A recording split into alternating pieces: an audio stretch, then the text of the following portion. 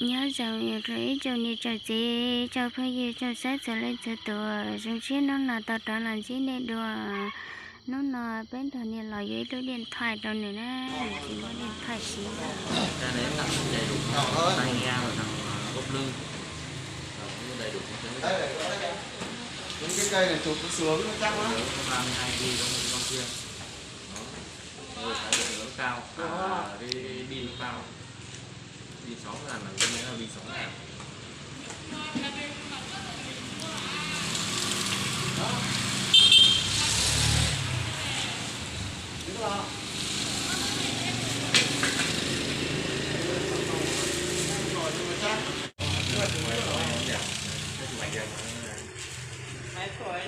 Tầm em luôn.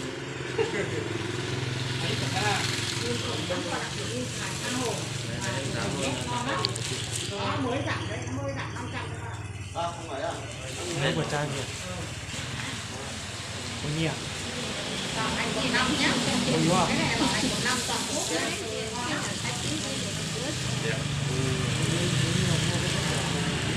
Đó, lấy giảm bớt không?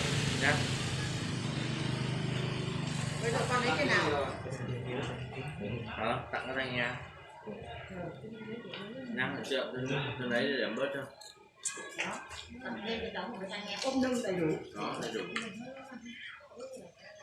Nhá, lấy bớt cho 90.000 cho tôi nha. Nhá.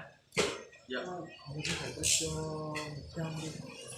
Thì bớt 90.000 đó. Để biết tôi 90.000 số lẻ này anh này. 90 100 thì 110.000 đấy cho tôi không lẻ quá. Chẳng hạn thêm tai nghe.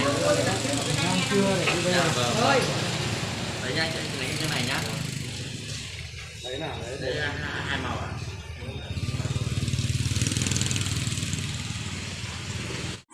cái nằm máu bé ở dưới tao điện thoại là đẹp bé là nằm máu đó cái nằm máu kề đó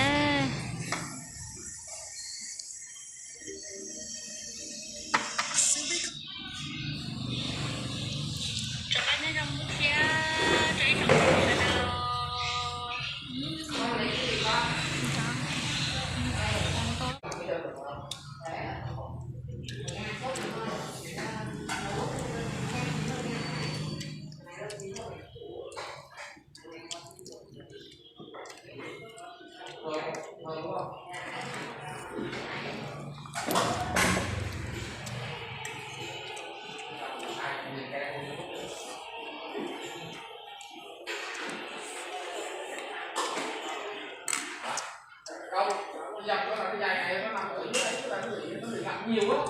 Nếu mà mình lấy cái loại dòng nước nó cần ngập hơn qua là mình không luôn rồi. Nó ngập một hai ngày.